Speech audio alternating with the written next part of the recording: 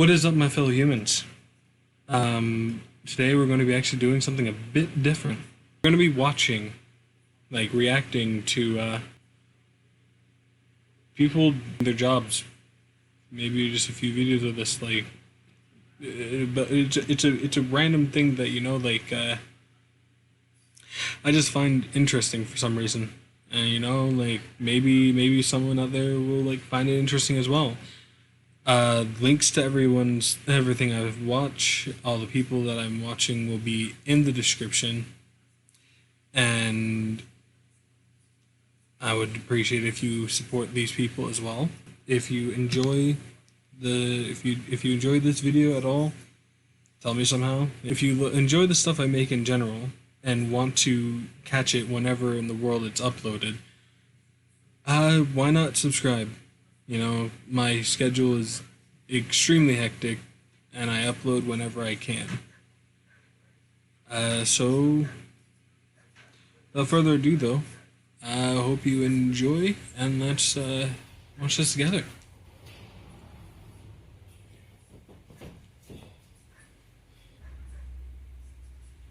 To start off, though, I did not even know that this was an actual job. I thought, once your rug or something got filthy, you kind of just threw it out. That is a lot. Oh, good lord, that is a lot of dust.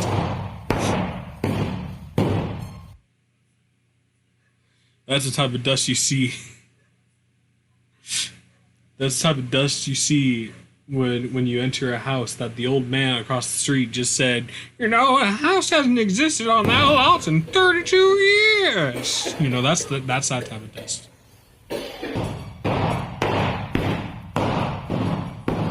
Beat that thing. My man was letting out all his frustrations on that rug.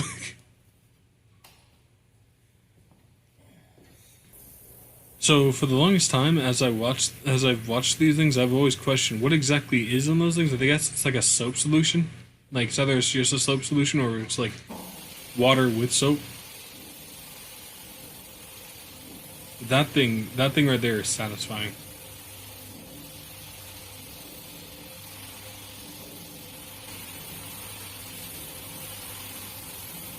It looks clean already.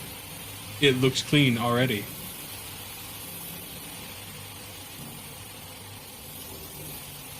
Also, if you enjoy stuff like this, and there's just a random thing that you enjoy that you think I or someone else would enjoy, don't hesitate. Just put it in the comments. Maybe you could introduce someone new to something weird that you watch. You might think it's weird, and then it catches on as a thing. Like the power washing thing. Oh man, really scrubbing it.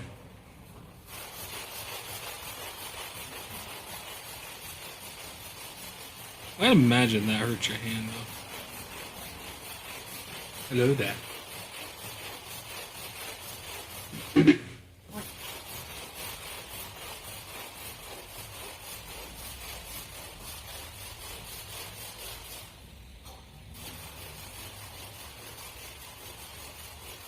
Look at all them bubbles.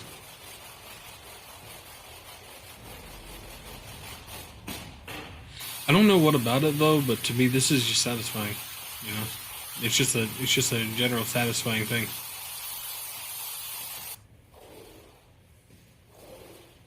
And for me, it has the same thing that the whole pressure washing thing does.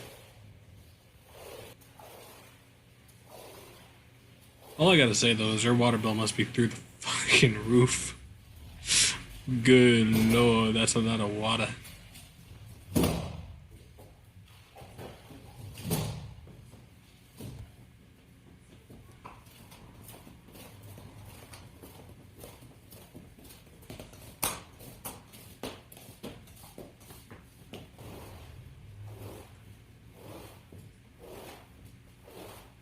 So my question goes on to the whole thought, if a mailman delivers mail, does that mailman have a mailman thing?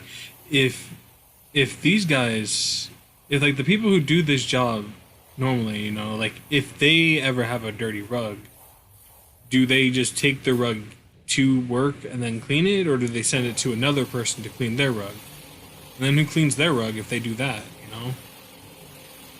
Like, do they just have this stuff like laying around at their actual homes? Is it like, you know, like a business that is like, you know, like business owned things? You just bring your rugs in if they're dirty, or like, you know, you have to send your rugs to someone else to get your rug cleaned while you clean other rugs?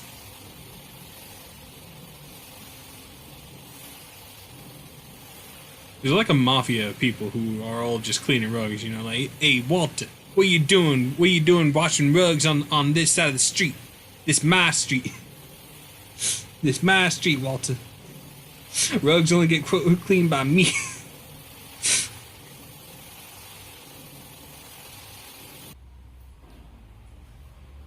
Look at that ding, though. Look at that thing.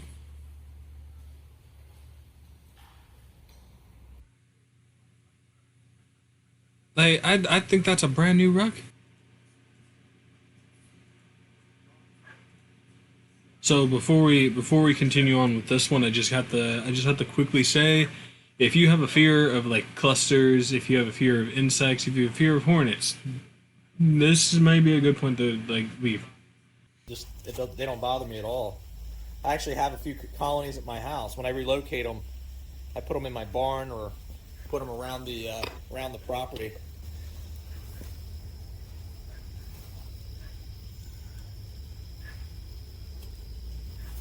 Oh, I see. Oh, yeah. So the thing is, though, I'm actually terrified of the thought of like something like that happening around me. You know, like you just casually leave something somewhere outside, you know, in the hopes that it would just be normal. And then next thing you know, you got to call someone like this dude to get rid of them, and you're just like, oh my goodness. Okay, that is absolutely a terrifying thing. Like imagine just using that thing as storage. Oh yeah, they're everywhere. And then next thing you know, like you got an infestation in there. Like that's terrifying. Sitting around at the screens mainly. Quite a few dead ones over there. There's a lot of. Feels like there's some nest holes down. Oh goodness, that's amazing.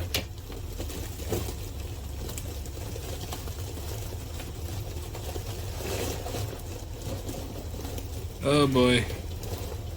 Oh boy, look at the size of it. No.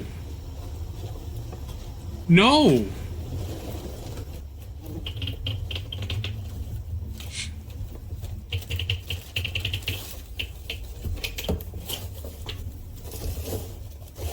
No, at that point, just sell the thing. Just sell the thing to some unsuspecting person, you know, and just call it a day. You know, just like sell it off. Like, you like, no takesies, backsies, and run the fuck away, you know? Sell the entire property, why not? Yeah, that's a nest, man. Get the hell out of there. That is... Like, yeah, you know, you can have this dude, like, you know, like, take them out and everything, but at some point, like, good lord. Crazy. And that's something? How long would it take for something like that to develop? And then this How long would it have had to been there for something that big to develop? This is German yellow jacket, and the suborder is Vespa germanica anthic, which is the least aggressive yellow jacket species that I deal with here in PA. So this is typically a cavity nest building yellow jacket species, which means that they build in structures like sheds, houses, wall cavities, attics, etc. But they do sometimes nest in the ground too in other locations. I've only removed about 2 colonies that were actually in the ground. The rest of them have always been cavity nest building yellow jacket species. So this particular colony was founded by a queen who was able to find her way into this cavity through a little hole in the floorboard of this camper. She started her colony by attaching her nest to the bottom of this seat. I see it as like the, you know, I see it as the thought, you know, like, as like, you know, there are just so many on the screen that it looks like there's a, it looks like the numbers aren't going down, but the numbers so aren't there's going misconception down. that yellow jackets will build their nests out of You know, actual like, paper to use as a material. it to goes build in the nest, same but way that's like not on a true. battlefield. They'll chew on wood, like fence posts and things, to make the envoy. What gets to be a little bit tedious here is that ones are flying around into space. They haven't gone to the Oh windows boy. yet. So even though you vacuum them all off the screen, you'll turn around, go to another screen, and then you turn back around again, back to the original spot, and there's a bunch more caked all over the screen. It's like, oh my gosh, where were you guys hiding? You know. So it takes a bit of time to just sit here and just vacuum them all up.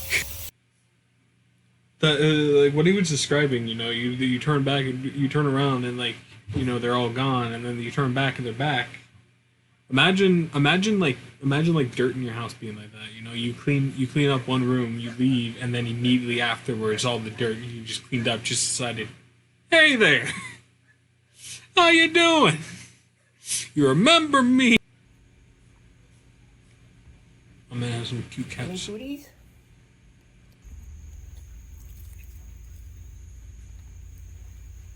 Put these in the box.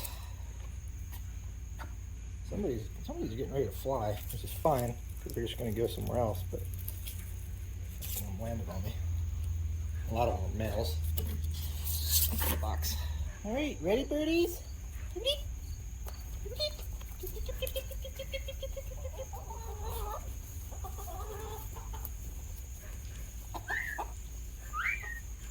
So cute.